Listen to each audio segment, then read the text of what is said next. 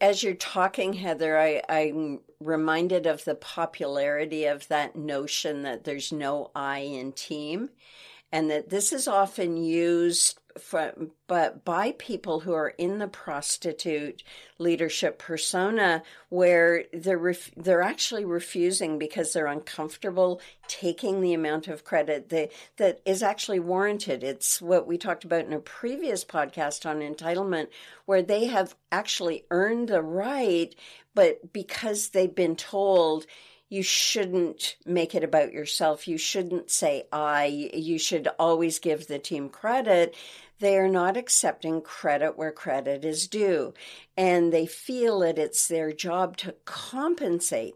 And compensate is a real driver for this type of leader, because they're the ones at the end of the day, because they're compensating for peers, they're compensating for their employees. This is even the kid who on a team project is the one who does the lion's share of the work and gives credit to their peers because they don't want to be seen as not being a team player. And so that notion of selling out the reality for some idea of the way it should be.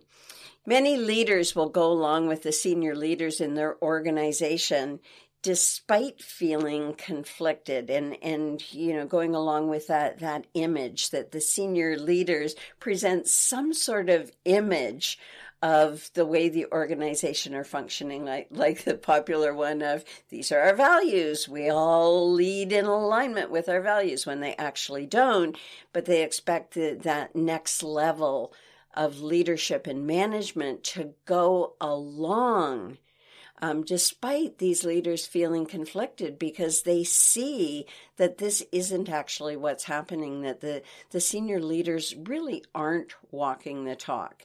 And so in the prostitute persona, they do what they have to do to get ahead, and they compromise their integrity to fit in for either material or physical security, psychological security as well.